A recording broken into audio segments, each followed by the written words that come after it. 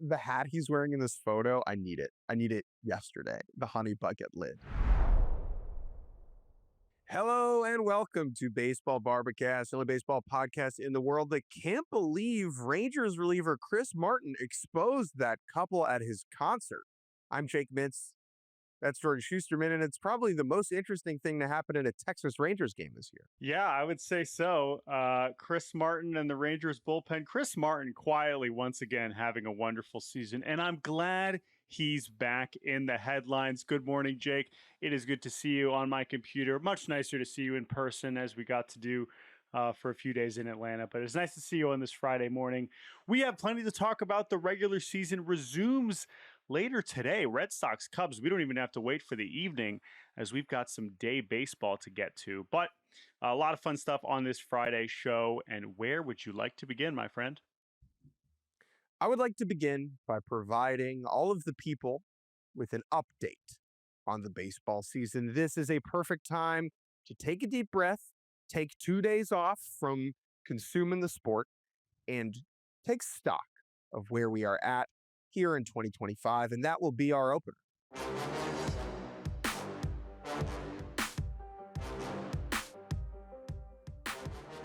So this is also a valuable experience exercise for us, because when we're at All-Star, Thursday, Friday, Saturday, Sunday, we watch basically no Major League Baseball.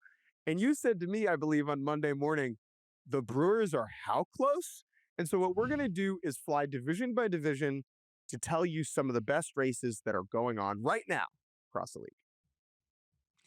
Yeah, so I mean, you know what? Let's just start there. We don't necessarily have to go in order and start with the AL East, so we will obviously circle back. But as you mentioned, and we've said this a few times, like that last weekend, because we get to All Star so early, we just don't watch a lot of ball. And so even on Monday, as we're, getting ready for the Derby and reacting to the draft, we pull up those standings, and there's definitely some things that catch us by surprise. And while the Brewers did not win quite as many games as the Red Sox coming into the break, the Brew Crew finishing the first half on a W7, just one game behind the Chicago Cubs, and not just one game behind the Chicago Cubs, but in the first NL wildcard spot. So they have passed the Mets, they have passed the Padres, they have passed the Giants, and now they are right on the Cubs' heels. And I gotta say, this is the one I want to start with, because I don't know. I think this might be the division race I'm most compelled by. And maybe that's a crazy take, but I think, especially with how last year went, because of what the stakes are for the Chicago Cubs, and because we have the deadline coming up, where we know that the Brewers, it feels weird to say that they're playing with house money, although it kind of felt like we were saying that last year with the team that really wasn't expected to defend their division crown. Now, I mean, I saw them in May, I saw them in Cleveland, and I was like, I saw them at really their low point where they got shut out, I believe, over the first two games in Cleveland. They won that series finale, and since then, I believe they have the best record in baseball since about the middle of May. So this Brewers team's been hot for a while, and at this point, again, the Cubs got to be sweating a little bit. I mean, they still have the best run differential in baseball. I just ranked the number one in my power rankings. But yeah, what are you excited about in this NL Central race? What's the opposite of house money? Because that's what the Cubs are playing with. They're playing with their own money, because the stakes are quite high for the North Siders. Like, if they don't make the playoffs, I think there's an overhaul in the baseball operations department.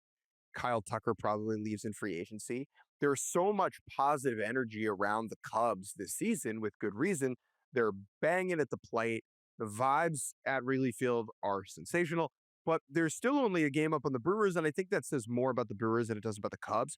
But the outcome here is what's important, right? Intention does not equal impact. The Chicago Cubs need to win this division, and the Brewers are giving them a run for their money. So it is the team playing with house money against the team with a lot to lose. The Brewers are really just a fascinating team, because their top four dudes by Baseball Reference WAR, like, none of them are like hitting it at all-star level. It's Terang, Frelick, Contreras, and Caleb Durbin, right? None of the guy, like, if you compare these two offenses, right, the Cubs rake, and the Brewers are out there grinding. Yeah, but like, I will say that the Brewers, besides Joey Ortiz, who has just taken a massive step back, they don't really have that many gaping holes in their lineup either. I mean, the Cubs have the case as the best offense in baseball, so I agree. I mean, they're certainly far more intimidating from an offensive standpoint.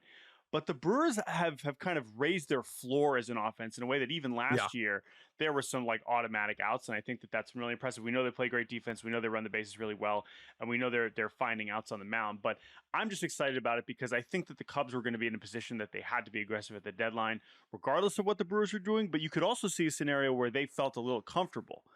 And this is something, as we spin it back to the American League, this is something I'm fascinated with the Tigers because they have the biggest cushion in baseball, but I still feel like Sure. now's the time to go all in and push, push, push. But I think because the Brewers are right there, I do think the Cubs are going to have to be even more aggro at the deadline. And I'm curious to see how that manifests with Jed Hoyer kind of feeling the heat. Who you got?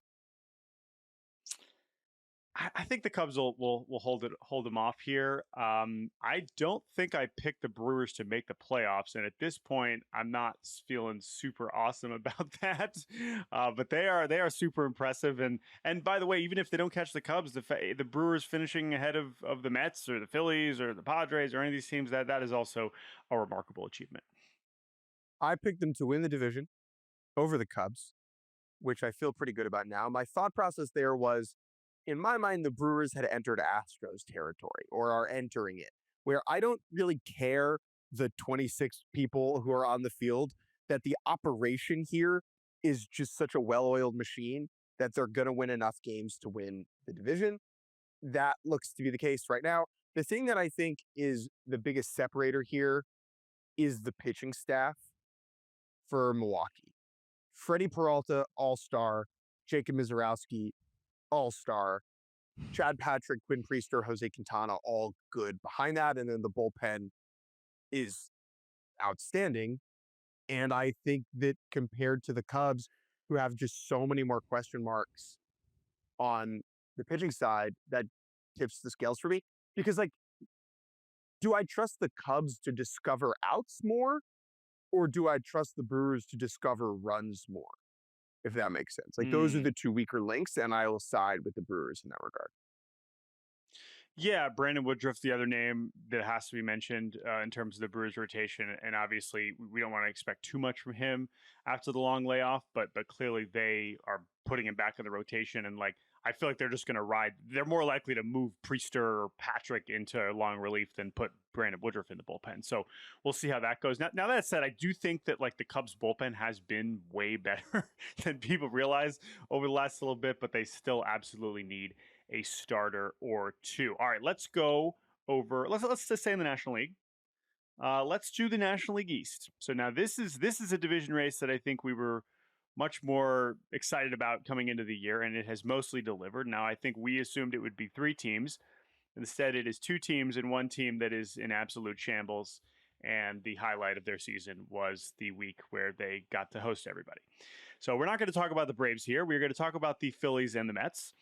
And the Mets right now are just a half game back of the Phillies as we enter the second half. The run differentials are quite similar. I think the Phillies thing that I'm thinking about as we move forward is last year it really all fell apart in the second half. Now they still won the division, but I believe they were a 500 team after the break and did not have a lot of momentum going into the postseason, and that was obviously exposed fairly quickly. But the other thing that the Phillies did not really have to deal with last year, even as they played a lot worse after the break, was really any sort of real competition. I believe their division lead stayed above 4, 5, 6 games as poorly as they were playing. That does not seem likely to be the case this time around. And I'm curious if you think the Mets are going to pass them or at least make them sweat. So I think they will make them sweat. The biggest surprise for either of these teams so far this year has been the Phillies' relative inability to hit the baseball over the fence. Because if you look at the names on this roster, Kyle Schwarber, Bryce Harper, et cetera, Nick Castellanos, right, JT Realmuto, Trey Turner, these are players that you're like, oh, they hit a lot of home runs, and in years past, that's been the case. Do you know where the Phillies are ranking-wise in home runs this year in Major League Baseball? 18th? I don't know. Wow. Yeah. Did I nail it? Okay. I mean, you obviously led me towards not in the Sure, top but half of the league, but I wasn't sure how far down to go. Okay. 18th. They are between the Reds and the Blue Jays. The Philadelphia Phillies have hit just 4 more home runs this year so far than the Cleveland Guardians. Ooh, not good. Okay. Not good. Yeah. Not good. So that to me is a big surprise, right? That feels something that could turn around in the second half with a healthier Bryce Harper, with some more of their, bottom of the lineup guys hitting the ball in the air. So the Mets offense, on the other hand, has benefited from Juan Soto being great for the last month and a half. But there are still reasons. Like, who do you think is a better offense over the rest of the year? Philly or New York?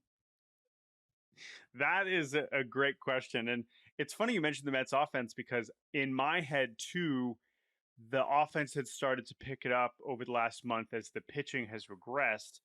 But honestly, it's just been Juan Soto. Like, it's not, if you look at the Yeah. full like offensive splits over the last few months, the pitching has been much worse and the hitting has been like okay. And Soto has just been on fire. So it's a great question. I think you can make a strong argument.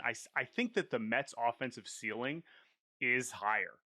I still feel pretty good about that than the Phillies, but I'm not sure. I think you can make a strong case for both of them just because of some of the flaws that they have in the lineup. But I think I'll still go with the Mets.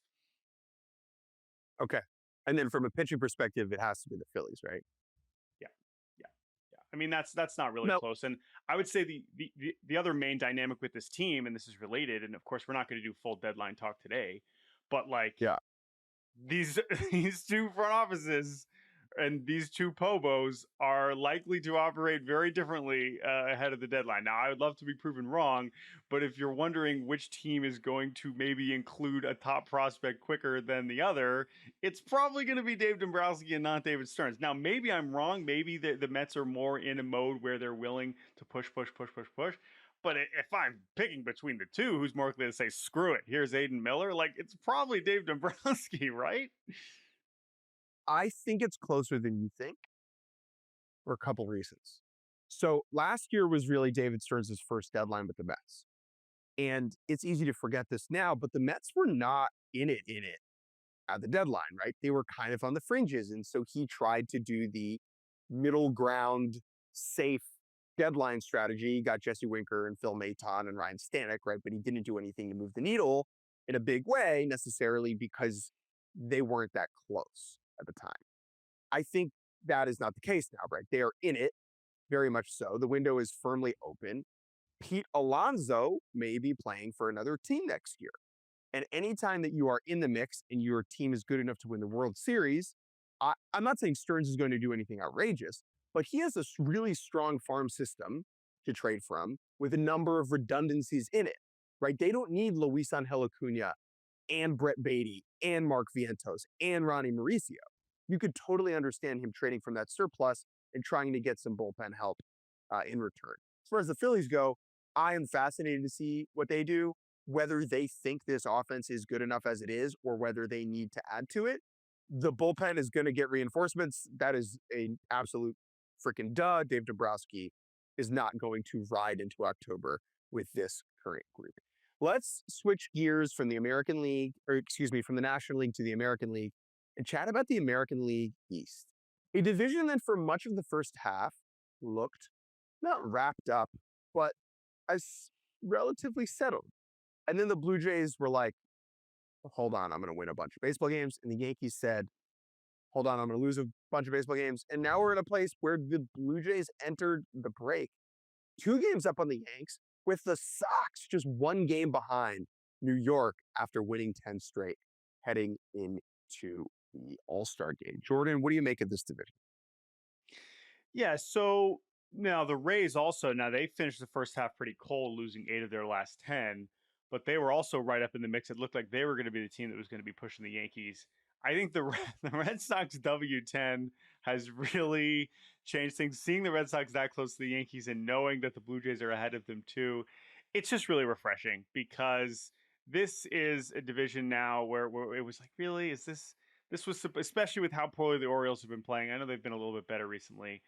I would like this to be an entertaining situation. And the other interesting thing with the Blue Jays being 2 up is that, again, sorry to sound like Michael K, but the run differential does suggest that the Blue Jays are not as that much better than the Yankees or the Red Sox or the Rays for that matter. This is not discounting the Blue Jays. If anything, it should be giving them credit for the fact that they are in first place by 2 games.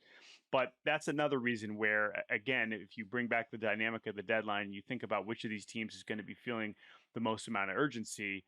I mean, sure, like Vlad Jr.'s extended, he's going to be there for the next decade no matter what.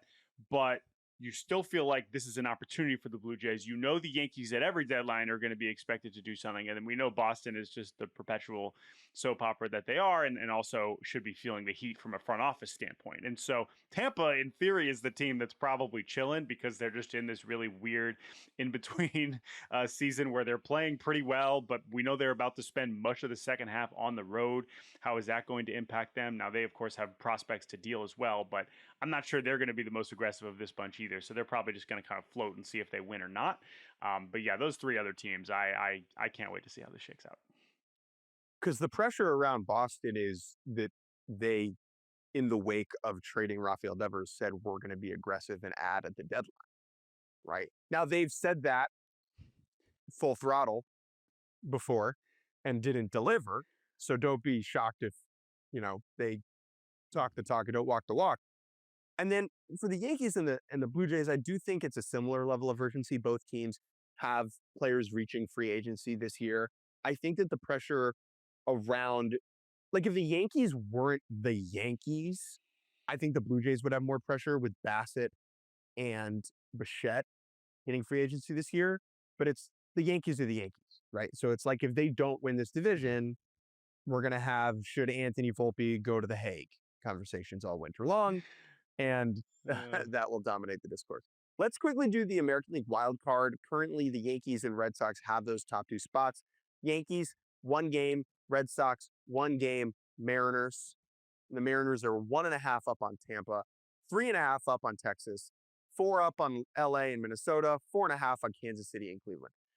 Who finishes in these 3 spots? I think we're looking at the 3 teams. I think I'd still pick the I don't know, man. The AL East is pretty difficult to pick at some point. I do think the Mariners are going to be one of those teams because of what I did. I know Tampa was my pick before the season to finish in that top spot, but I think with how much better the rest of the division is playing and with what they're going to have to deal with on the road the rest of the year, I'm a little skeptical they're going to be able to hang on. But I think these are the 4 teams we're really talking about. Maybe Texas has a late push, although I'm skeptical. The other thing I just have to say about Boston ahead of the deadline is like, okay, sure, yeah, like we're trading Devers, we still mean business, we still want to win. You still have a roster that is so crowded and so complicated and so kind of weird. No matter what lineup Alex Cora puts out there, everyone's like, well, why isn't he playing? It's like this is still an issue. And in some ways, oh, well, too many good players is a good problem to have. But also, they are kind of barreling towards a situation where they have to make another trade that's potentially extremely unpopular.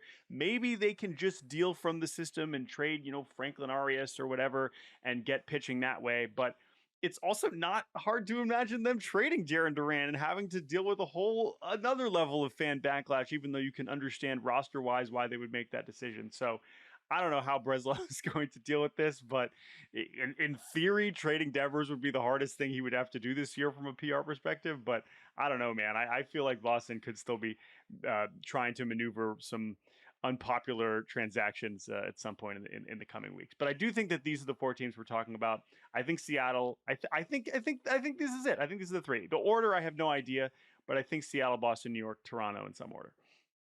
So I think the Red Sox are going to find a way to win the division. Pick them before the year. I think that their rotation being more settled somewhat now. Giolito getting his feet under him helps if they go out and they add a starting arm. Crochet is as bankable starter as it gets. Of these other teams, let's just say like Texas down, the team I believe the most in, weirdly enough, is Minnesota, even though I don't believe in them at all, if this makes sense. They're the one that, if you look at the run differential, has played better than their record compared to these other Yeah. teams? You're making a face that says, Jake, shut up. No, no, I think I mean, Texas, Texas and Kansas City are similar because they both have, I think they have the two lowest team ERAs in baseball, which is kind of amazing. But Hmm. because the lineups have been so disappointing, despite some personnel that you would think would be scoring runs, it's just not happening. But that's like a bankable elite skill that those two teams have in the way that like the Angels hit homers, but it's not a good offense. And the pitching is still not good. The Twins, I don't know. I guess their bullpen, the top of the bullpen is their elite skill, but it's not really that much of a strength. And Cleveland, I really don't know what they're especially good at this point. So I So don't you know know. what Cleveland's I good do at? think, yeah. Yeah, what? Cleveland is good at having the easiest remaining strength of schedule in baseball. Now, Mm, mm. does that matter? Maybe. They have a 476 opponent winning percentage compared to the Red Sox, who are the third highest, have a 516 opponent winning percentage. Now, is that enough for Cleveland's poo-poo offense? Here's the thing. Here's the thing about Cleveland. And then we can move to the awards before we take a break.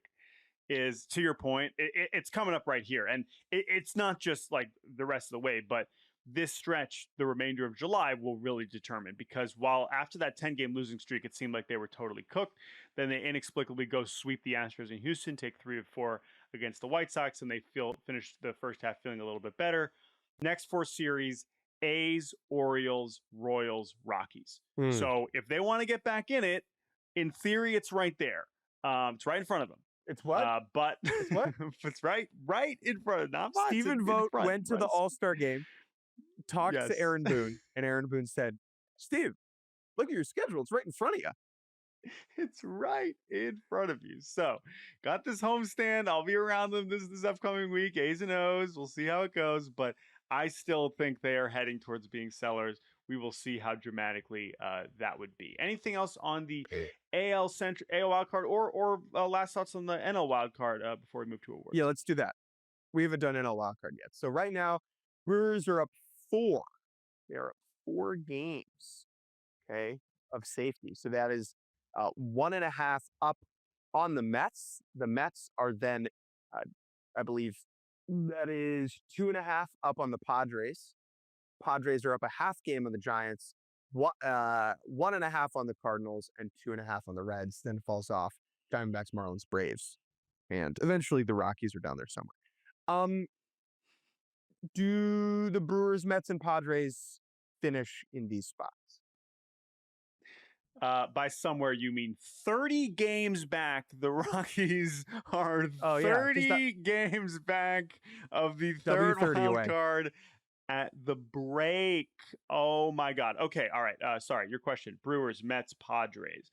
So, man, have gone back and forth on the Padres and Giants all season because, again, we talk about sort of like those bankable skills, and the Padres do have an elite bullpen. They have 2 all-star starting pitchers in Logan Webb and Robbie Ray, and the lineup just isn't very good. And I think that Devers will heat back up and kind of give them another well above average bat. The Padres, the Padres are so funny. Every year it's like, man, they got some good players, and then sometimes you tune in, you're like, who's getting every day at bats for them? How is this possibly the plan? So Padres Giants really does feel like a coin flip for me. I'll stick with San Diego just because I picked them before the season. And I got a Preller versus Buster Posey is a very interesting deadline storyline to watch.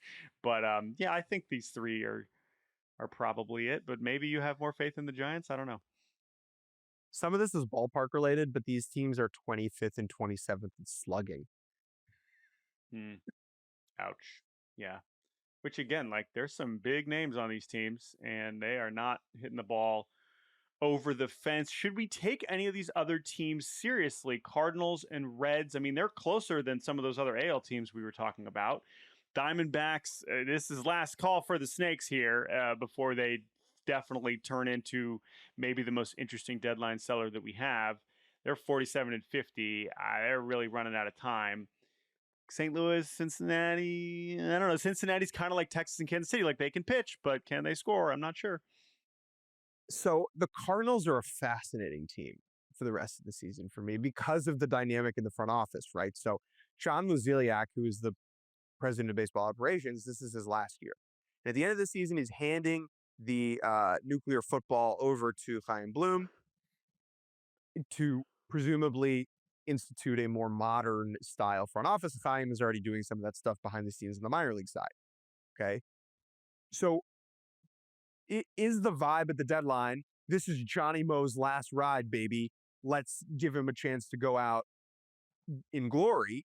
Or is it, well, we got to hold these prospects because Chaim wants them for next year, understandably. And how that pans out, I think, is just a fascinating dynamic. Yeah, well, but to your point, it's like go out with glory. Like, what is the ceiling for this team realistically? I mean, they clearly don't suck, but it's not like this isn't a roster that you're just saying, screw it. You know, JJ Weatherholt's out the door. We're going all in. We're bringing Sandy Alcantara back. It's like, no, that's obviously not happening.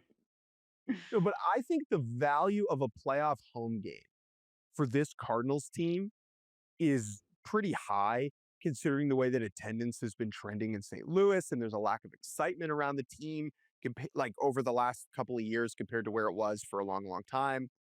I think that does mean something. But as long as it means something to the dude with his finger on the trigger, like that's what's important. Like John Mozeliak could just be like, screw this. Like every prospect from 7 to 23, thanks for showing up. Yeah, I doubt it. And like what you just described, I get it. We're not talking about, World Series contenders all in, but even a playoff home game still feels pretty optimistic. I mean, I agree. That requires them to, that's to either win a round on the road or get out past the Brewers and Mets. So anyway, I hear what you're saying. I think they're just going to end up doing, last year about the Mets. This happens every year. There's a team who's like, they're never going to make the playoffs. Now, I understand, the Mets is a different roster. There are parts of the Cardinals roster. There's a lower ceiling. I understand all that. But what I'm saying is as long as you're in the mix, as long as you can dream on something, it's going to influence decision-making, I think. Yeah, that is totally valid. All right, we spent more time on the races, and this is what I'm more interested in. I mean, awards are a little bit more at this point. We've talked about the ones that are the most compelling. Obviously, AL MVP is the headliner. I think Cy Young is also interesting, certainly on the NL side, besides Judge versus Cal Raleigh, which is indisputably one of the biggest stories of the second half. Are there any other ones that particularly catch your attention? So I think they're all interesting, right? I think Ohtani pitching again and hitting same time makes him a runaway favorite on the NL side. I'm fascinated to see who finishes second in the National League behind Ohtani. There's no obvious runner-up. Can PCA keep this going? Does Juan Soto continue to stay hot? Does Kyle Tucker kind of dive into what he was doing in April? Is James Wood in the mix? Like second place in the NL, I find interesting. Hopping over to the NL Cy Young, I'm fascinated by that. I think this is the closest race between Paul Skeens on the Pirates and Zach Wheeler on the Phillies. And in the end, I think it is close enough between Wheeler and Skeens that the voters in the end just go, well, you know what? Zach Wheeler's 35 and he doesn't have a Cy Young, and Paul Skeens is going to be doing this for another 10 years. And we're splitting hairs, and Wheeler has more innings. Zach Wheeler, you're the Cy Young. I totally agree. I think as it stands now in the AL, obviously Skubal has a pretty comfortable lead, but it's not like Crochet is that far behind him. Skubal's one bad start from that being a little bit closer than I think you're maybe giving him credit for, but I agree that Wheeler Skeens is more compelling. Yeah. It is much closer than you think. So if you just look at the stats, they have identical ERAs. Crochet has more innings, more strikeouts than Skubal. Now, Skubal has one fewer start and essentially half the walks. And that is the biggest separator, is that Crochet walks a lot more people. Now, I think Skubal has the edge right now because he's leading in walk rate and strikeout rate, which is just an outrageous thing to be doing. I think you're right that if Crochet has this just like keeps staying hot and Scooble doesn't, in our minds, like this year is Tarek Scooble's the best pitcher on the planet, and that is true. But when the numbers match up at the end of the year, they're going to be closer than people think, which is a credit to Crochet. Yeah. No, I love that. As I think I referenced it recently, Passan saying that like these are the four, whatever the Mount Rushmore of current pitching. It does feel that way, and to have two in each league, to have those two, and there's a bunch of other pitchers having great seasons, but it feels like these four have really separated themselves, and that should make the remainder of the season quite compelling. Although I am compelled to mention Jacob deGrom. Just saying the name, just putting it out there. There's totally a world where he has like a 170 ERA at the end of the season and is at least in the discussion. I don't think he's going to have nearly as many innings, but he's not as far behind as you would assume. As for the Rookie of the Year, NL, I think, is still up in the air. I don't think Mizorowski is a runaway favorite, although it feels like it because he is an all-star and is now suddenly very famous. I think both of the catchers, Drake Baldwin and Agustin Ramirez, are going to have the counting stats and are also well-deserving. And then the AL, I think, is really compelling. I'm excited to see Jacob Wilson. I know we just saw Jacob Wilson on the podcast and at All-Star, but the fact that the A's have two hitters who are right there in Jacob Wilson and Nick Kurtz, and then Cam Smith, who's really been turning it on. I think with Houston right now, with the injuries to Jordan, injuries to Pena, injuries to Jake Myers, like Cam Smith's really kind of being thrust into the spotlight, and he's really showing up. So I think this one is totally open. I think Roman Anthony has a real chance. I think if he's going to continue hitting third for a team that's pushing for the AL East, or hitting second or third, and he's hitting like he's hitting, sure. I mean, obviously it was a little bit of a late start, but both of these Rookie of the Year races, I still feel like are pretty open. But yeah, if Jacob Wilson finishes the year hitting 340, he's probably going to be tough to beat. But any sort of regression there, I think it's going to end up being pretty close. All right, let's take a break. When we come back, we'll tell you everything that Rob Manfred said and more. And welcome back to Baseball Barbacast. Rob Manfred, the commish, spoke at All-Star. And there were some interesting nuggets out of that. Let's go around the league.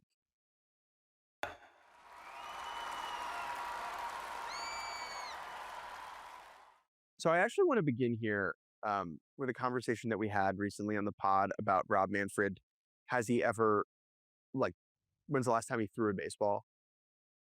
Right? What are his baseball skills like? I got a text from friend of the show and former college teammate, Mr. Beef. And Mr. Beef said the following thing, Jordan. Ready?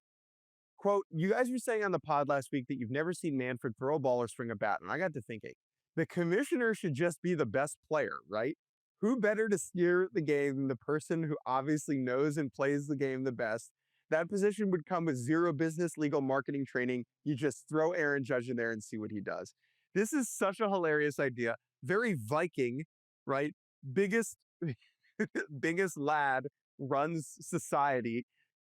I think this is a great idea. If you won the preceding year MVP, you run the sport. Well, okay, we got two of those MVPs. Are we having Judge and Ohtani just kind of they do it together. Co-reign the commish? Yeah, I don't know. I'm not sure which of those guys is more qualified or would be more interested in taking that on. I would feel a little bit better about the upcoming labor negotiations. I think, but other than that, if it was I'm Judge not so sure. Tony Clark, yeah, I think they'd be on the same page. Sure that is the best option. So anyway, Rob Manfred, who is the commissioner, regardless of how hard he can throw the ball or how hard he can hit the ball or whatever, or what his average sprint speed is, Rob Manfred is indeed in charge of this here league, and he does an annual. He does like a couple times a year. He addresses the media and answers a bunch of questions. So he spoke about a few pieces of news. Some news. This is some things that are clearly happening right now. Some things that could be happening soon, and then one massive topic that we definitely want to at least dig into a little bit, which is the Olympics in 2028. But let's begin with the actual news that seems to be very much approaching, which is the sale of the Tampa Bay Rays. Now, this is something that has sort of been trickling out over the last few weeks, and the Rays have become a unfortunately, an interesting story this year because of things that were completely out of their control, which is, of course, the hurricane damaging their stadium and making it unusable for the 2025 season. But there was already a lot going on with this ownership group and this franchise in terms of staying in Tampa, staying in St. Petersburg. Where were they going to be long term? All this ridiculous plan to split time in Montreal. And it does seem like the conclusion of this weird saga, which has, of course, been impacted by the stadium situation, is that Stu Sternberg will be selling the Rays for roughly $1.7 billion to a group led by Jacksonville real estate developer Patrick Zalupski. Hope I'm saying that right. Patty Z. I'm sure that's what his friends call him. This is a really rich guy from Jacksonville who is not, I think he's like in his mid 40s. This is not some super old, oil baron. This guy's a younger dude who is going to buy the Rays and by all indications would like them to be in Tampa. This is an interesting bit of information, and how this will impact them, how quickly, I think is interesting. But the Rays are a team that I know the league wants to get their situation settled in the way that the league feels like they have settled the A's before they explore expansion. Figuring out what is going on with the Rays is a big part of it. So this is important. Congratulations to Patty Z. Patty Z, yeah. You did it, man. You bought the team. Patty Z, who has his own Twitter. Okay, so that's great. We got more owners on the twit. Patty Z has 376 followers. So everyone listening, go throw my man Patty Z, new owner of the Rays, a follow, like, and subscribe to Patty Z. Joining Patty Z on this group will be Bill Cosgrove and Ken Babby. I really hope it's Ken Baby. That would be great. Yeah. Ken Baby currently owns the Akron Rubber Ducks and the Jacksonville Jumbo Shrimp. So, who better to take over the Rays? 1.7 billion is the price here. There's been pressure for Stu Sternberg to sell just because he was unable to remedy the stadium situation down there in St. Petersburg. And the hurricane had a far greater impact than the baseball team. However, those hurricanes drastically reoriented the trajectory of this franchise because there was a deal in place to build a new stadium in St. Petersburg before the hurricane kind of re-embroiled the relationship between Sternberg and local government. And because that relationship totally fell apart, Sternberg's pressure to sell, Patty Z, Bill C, and Ken the Baby are going to take over this club now, probably at some point in September. The one other Rays-related nugget is that they're going to play at Steinbrenner for the playoffs if they get there. Now, will they get there? We don't think so. Certainly in play, certainly a chance. There is a legitimate argument to not play the home games at Steinbrenner just because it is a small venue, and the idea of having a World Series there would be very embarrassing. Not embarrassing, but it'd just be like a weird look and an odd experience. But at the end of the day, the players are the ones, to my understanding, the players would prefer to do playoffs at Steinbrenner because they're familiar with it now, and it is preferable to like going to Texas or Miami to do this. Now, the playoff shares would be smaller, probably because there'd be fewer gate receipts and fewer concessions, et cetera, et cetera. But this does feel like an important announcement to kind of get that settled. Now, the Rays weren't the only team that we had sale buzz about, as the Minnesota Twinkies have been on the market kind of for some time. Run us through this situation. Yeah, no, they've been on the market. And again, this was a situation where we thought they were about to be sold to Justin Ishbia over the offseason before Justin Ishbia was like, ooh, you know what? I think I'd rather have the White Sox, which again is kind of a tough look for the Twins, all things considered. But that certainly derailed the process to some degree. But it does seem like the Twins are still going to find a new owner soon. Of course, the Pohlad family has owned them for quite a while. I will say before we get to this amusing quote from the commissioner, this also sounds like is heading towards, I believe the franchise was valued at $1.7 billion. That is also roughly what the Orioles were sold for and what the Rays were sold for. So Sounds like 1.7 billion. If we're going for a smaller market team, that's, I mean, if we now we know what we got to scrounge Go together fund if we us. want to, let's make it happen. We know what the target is here is 1.7. But this quote from Manfred is great. I love this so much. He said, "Quote: I know some things that you don't know. I can tell you with a lot of confidence that there will be a transaction there and it will be consistent with the kind of pricing that has taken place. 1.7 billion. There will be a transaction. We just need to be patient while they rework." So, and then he continues. This is really where he, again, because people are like, "Come on, dude!" Like, when he says, "I know some things you don't know," it's like, yeah, that's why we're having this press conference, so you can tell us those things. But anyway, Manfred continues. He says, "This is a small business, right?" Now, I think what he means is like small industry because of what he goes on to keep saying. But anyway, he continues. He says, "All those bankers that are out there, there ain't that many of them. They all talk to each other when it becomes clear you have a leader in the clubhouse. Everybody else kind of backs away because they kind of get a feel for the price. And unless they're prepared to top, they're going to move on and do something else. So a big part of the delay in Minnesota was associated with the leader in the clubhouse made a decision to do something else, which, if I'm not completely misunderstanding, was Justin Ishbia, Yep. unless this has now happened again internally where someone else was trying to buy the Twins and then change their mind. So that seems to be what he's referring to. But as he said, there will be a transaction. So it'll happen at some point. And especially, like, it is frustrating though, because if you're a Twins fan and you've already been in this holding pattern and you thought you were about to kind of enter the season with a vision for where this franchise was going under new leadership, you didn't get that. And now you've been kind of floating in the middle for the second straight year. It sucks that this might end up being another kind of wash of a season. Especially disappointing when you have Byron Buxton playing this way. So I'm sure it's a little disappointing, but I know Twins fans will probably be happy to find out at some point who their new owner is. The rivalry now between the Twins and the White Sox. Whew. Twins fans, Ishbia didn't want us. All right. He didn't like us. He made us wait for a new owner. Boo, Justin Ishbia. The last main thing that Rob Manfred talked about, I mean, there was salary cap, lockout stuff. The vibe around CBA negotiations right now is just like so no bueno. And we can talk about it in the winter when there's nothing else to talk about. But let's do the Olympics because the Olympics are headed to LA in 2028. And for the first time, big leaguers really want to play in the Olympics because it is here in America. In 2020/21, when it was in Tokyo, there was baseball. It was not like, it was a bizarre year for baseball in the Olympics because of the pandemic and the way that kind of restructured everything, but there were no big league players participating in that.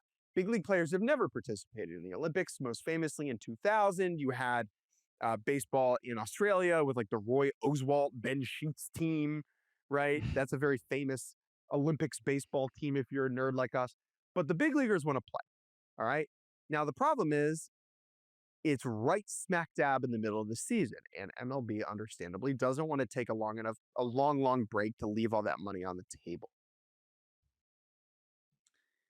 That said, this is still a situation where you can imagine Rob Manfred, and remember, as we understand, this will be nearing the end of Rob Manfred's tenure, where he has basically said this will be, I think, stepping down after 2028 or in 2029. So this is like the last big thing for him to really figure out, right? We've mentioned expansion. We know we're going to have this next CBA.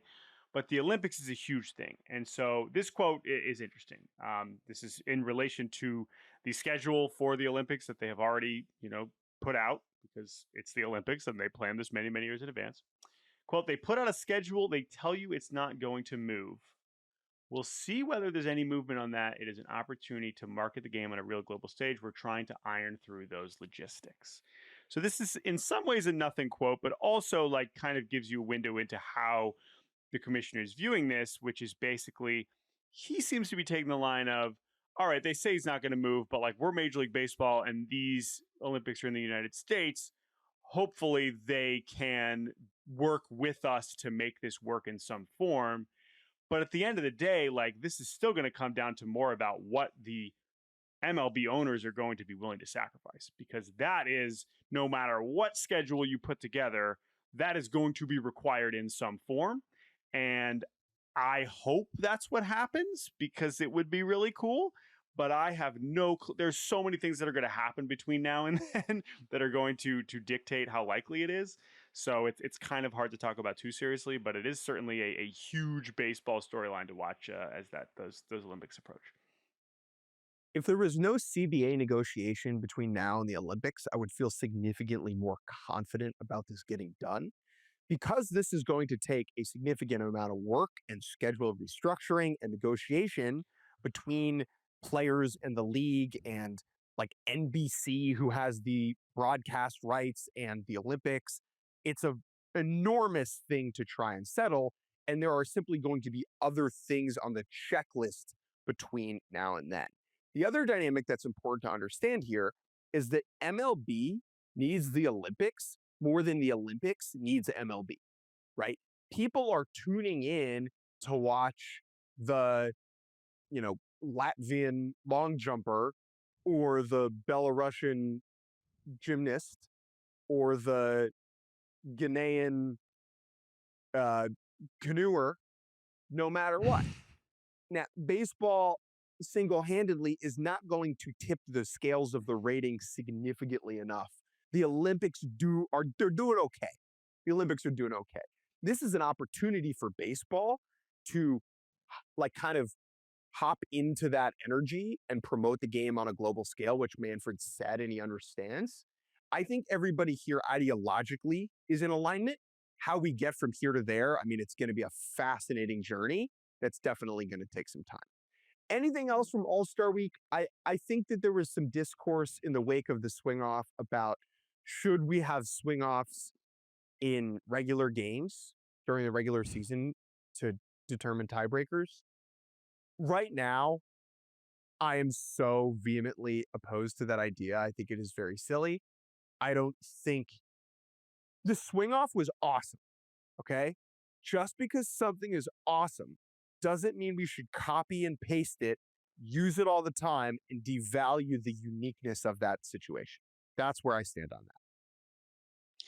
Yeah, I'm with you, and I kind of said that even just in relation to how we would treat the All Star game and whether we would force it into the All Star game no matter what the circumstance was. But of course, it expands beyond that. It's like, oh, screw extra innings. We never want to do that again. I don't know.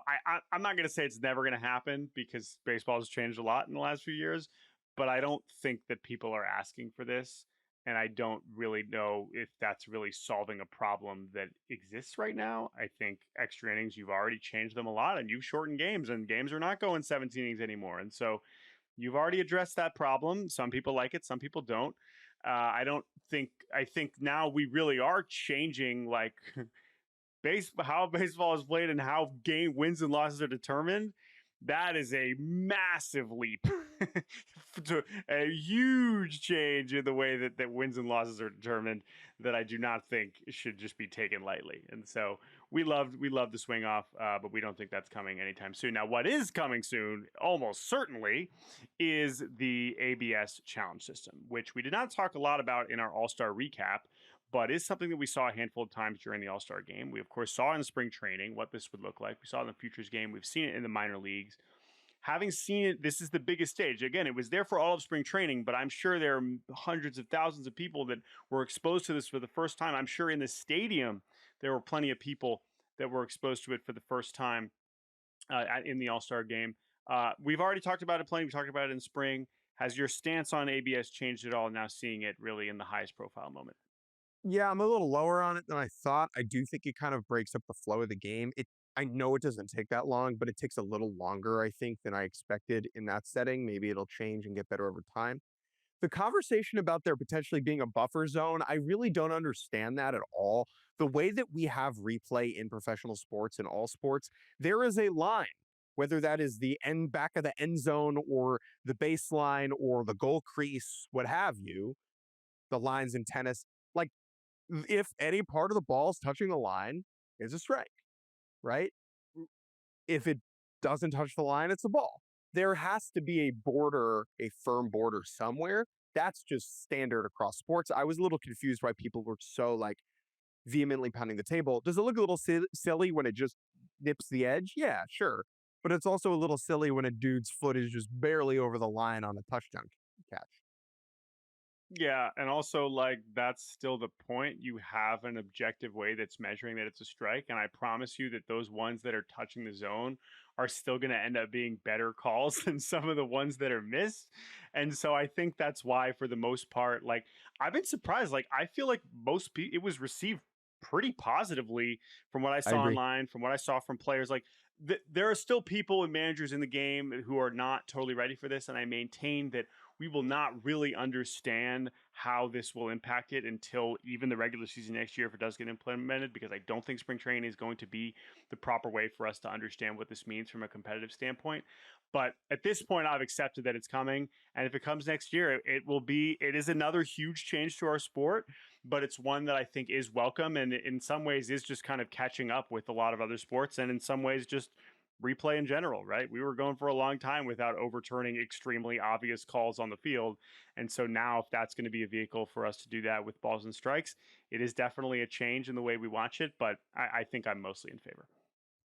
All right, let's take a break. When we good back, we will bad Uggla after break good Uggla bad. And welcome back to Baseball Barbacast. Let's hop right into it. The good, the bad, and the Uggla.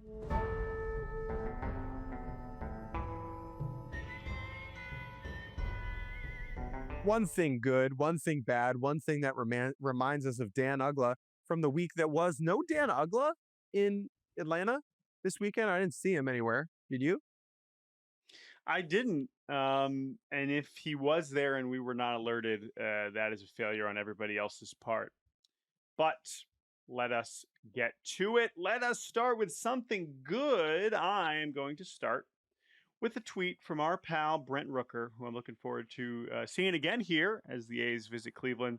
This tweet gave me so much joy. Brent, of course, tweets a fair bit and has had some funny interactions over the last couple of weeks. I know we had a funny back and forth with Jeff Passan, but this one absolutely killed me. So one of the things that happens on baseball Twitter is, there's hitting Twitter, right? There's like hitting Yeah. gurus and guys who want to super overanalyze every swing, and you're getting slow-mo open side. And listen, you could learn a lot from these accounts, and it is an interesting kind of platform for discourse, and hitters, especially people like Brent Rooker, who are very open on social media about explaining their thought process and explaining their mechanics. And so this account, Baseball Unstitched Podcast, quote tweeted a slow mo of Brent Rooker's home run swing from the All Star game.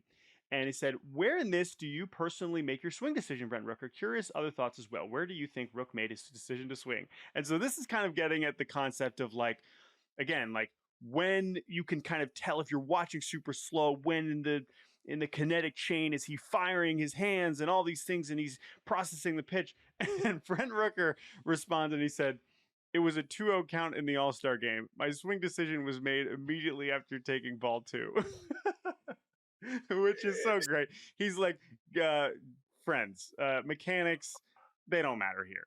It's the All-Star game. It's 2-0. I'm assuming But I'm getting a heater. I'm going to swing as hard as I can. And he had a home run. I love it. regular season baseball is hyper analyzed, and players are like locked in and thinking all the time, and they're like making these decisions. Brent Rooker's like, brother, I'm in the All-Star game. Okay. It does not matter. I'm sitting dead red on a heater, and I do not give a crap. And he got it, and that's what you do with it. Uh, so good. All right. What's your good? Jacob Mizorowski threw a 98-mile-an-hour slider in the All-Star game. The pitch itself was a ball scrub, Mm. but what was great about this is that the reaction from the dugouts was so genuine. Remember, Mizorowski's showing up at the All-Star game with this cloud of does he deserve to be there hanging over his head. It's one of the narratives of the entire event. He goes out there and throws a 98-mile-an-hour slider, and that pitch was enough to make both dugouts cackle and giggle with disbelief. And I think these dudes, seeing him exist in person, remember, these are some of the best athletes in the world, the best baseball players in the world. Some guys who throw 100, who hit the ball 450 feet. And they saw Jacob Mrazek throw a 98-mile-an-hour slider, and they were laughing. Yeah, even Trevor McGill, his teammate, was like, cracking up because he's probably like, guys, get a load of this. Like, I know this sounds crazy, but this dude, this skinny guy from Missouri, is about to throw a 98-mile-an-hour slider, and everyone else is like, he's gonna do what? And yeah, he was only up to 102. A little disappointed that he wasn't throwing 109 like everyone promised me, but it was still very cool, and I agree that was a very genuine reaction. What do you got for bad? This is very straightforward. And it's not, sometimes I'm doing bad that I'm making fun of it. No, this is bad. This is Ketel Marte was robbed during the All-Star break. His home was burglarized while he was away in Atlanta. And I'm bringing this up as bad because not only is it obviously bad for big leaguers to have their extremely valuable possessions stolen from them, but that this is something of a trend.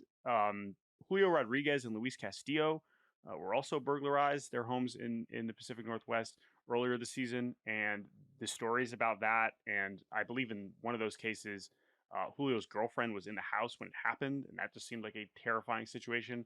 And yeah, this is disturbing that this is a thing that is happening to major leaguers who are obviously have these nice houses and a lot of valuable possessions. And yeah, I've seen way too many stories like this, and hope that these big leaguers can find a way for this to not happen anymore. Because I'm shocked that this is happening as often as it is, but that's just me not understanding that people are coming after people with money. Of course, Don't rob people.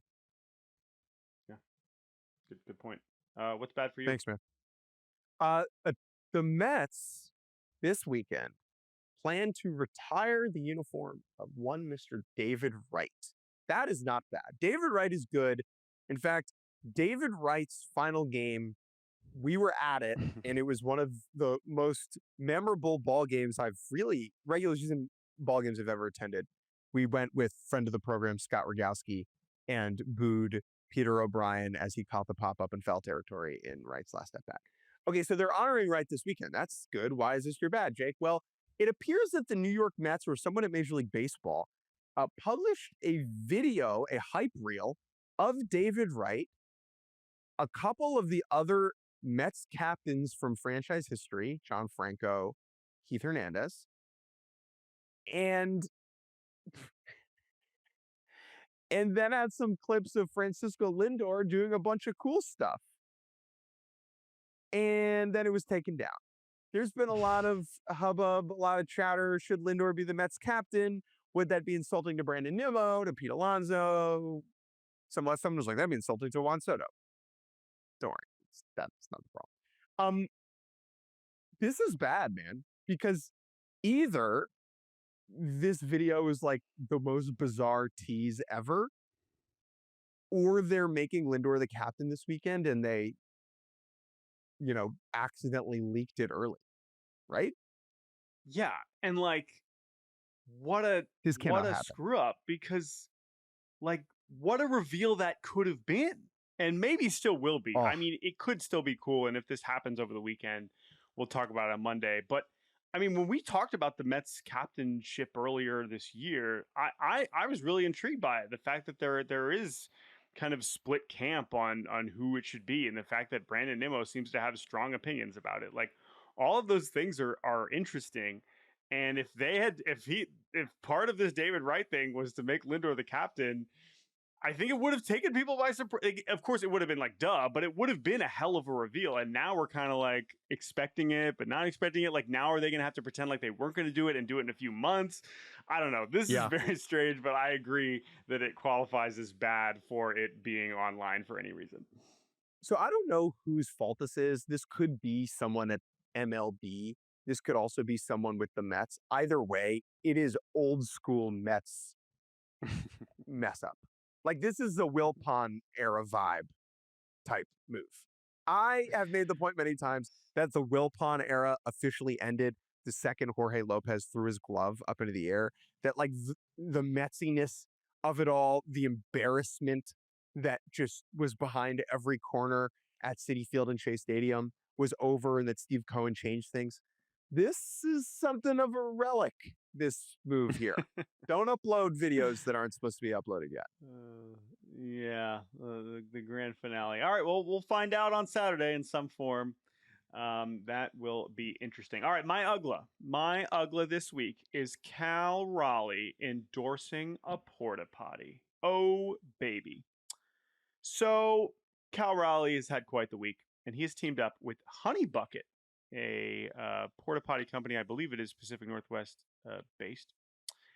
And a couple Uggla things about this. So, other than the obvious, I think the number one thing is the timing here is kind of spectacular. And the fact that they have this photo of him and this video clip of him coming out of the porta potty being like, yo, these porta potties are the best. I'm Big Dumper. They dropped this, I think, the day of the All-Star game.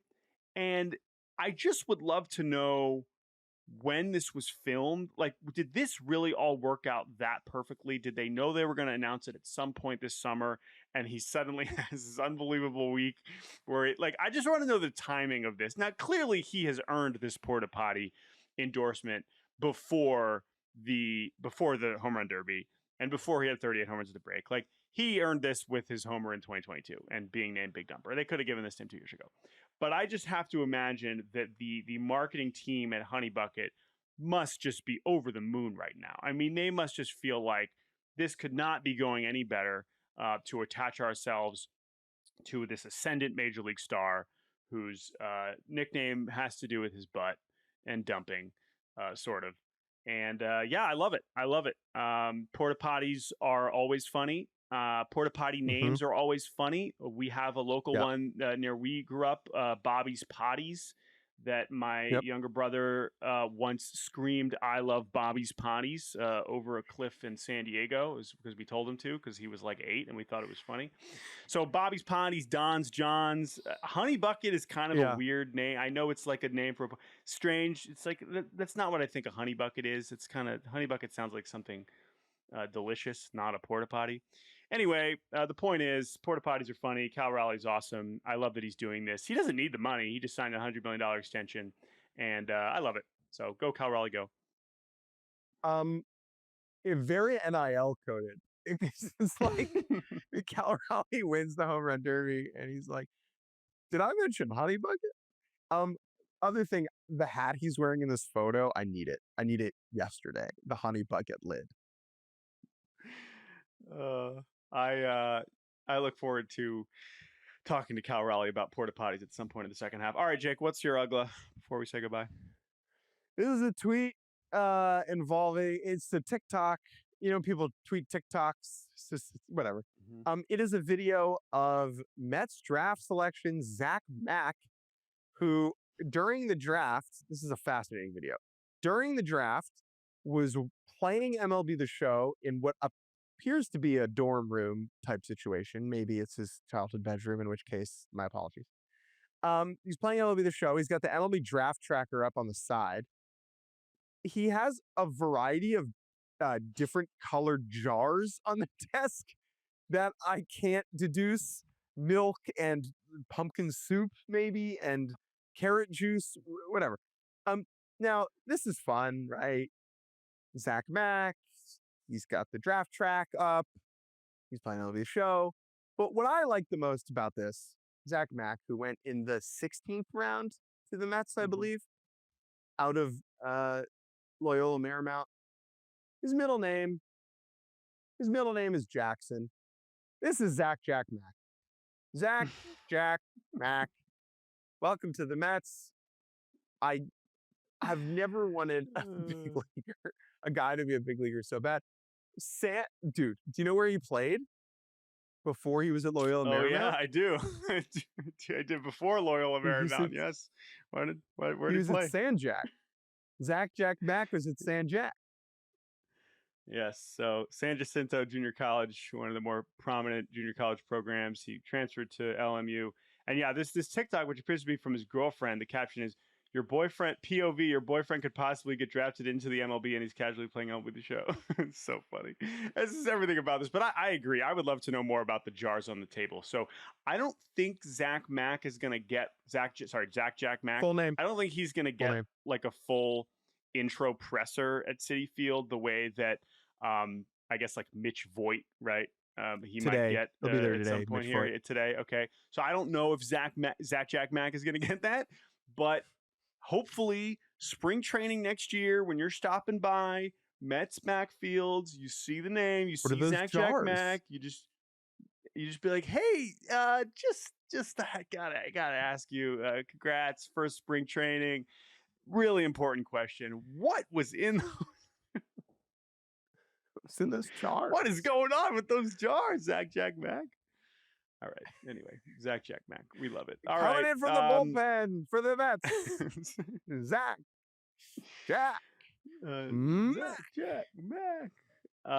All right, that is our show. We have, I mean, baseball's back, baby. Baseball's back, Zack Jack Mack, baby. And we are going to be watching it this weekend. We've got Mike Trout in Philly. We've got the Astros and Mariners. We'll be watching that. Brewers Dodgers is spicy. Okay, Brewers, let's see if you can stay hot. And then, of course, Red Sox Cubs. Oh my gosh, remember Red Sox on this W10. Can they carry that into Wrigley Field? Justin Verlander trying to get that first elusive win tonight in Canada. We will see how that goes. And the Yankees are in Atlanta. So Aaron Judge, I don't know why you had to leave early on Tuesday night. You were going to be in Atlanta anyway. But we'll have the Yankees in Atlanta. Yankees-Braves should be interesting. One more tease, but Jake, anything else on the weekend? No. All right. Well, folks, now is a good time to mention we will be doing a live trade deadline show that you can watch live stream 5:30 Eastern leading up to the 6 p.m. deadline on July 31st. Reacting to all the trades that happen. Maybe we will have some happen. Maybe we will have a buzzer beater as we have had in years past, and we will react to it live. So get ready for that. We are very excited for it. But until then, thank you to producers TJ Brassel and Andrew Hartz for making this show possible. Jake Mintz, final thoughts. Well, the number one question that I get is, are you ever going to do your trade deadline reveal show again? And the answer to that is usually no, because my editor understandably wants me, the professional baseball writer, to write about professional baseball trades during the trade deadline. And in order to write about them, I have to know that they're happening. But maybe this year with the live show, maybe you just take some of the heat that day and I go dark for that day and we can do it on the live show. I think it's worth discussing. That's all I'm going to say. Because people love it. People love it. Yes. There is some logistics we certainly are going to be working out, especially with you moving. So this is going to be an interesting week, but we are so excited for the trade deadline, if you cannot tell. But baseball's back. Zack Jack Mack. And we will talk to you on Monday. Bye-bye.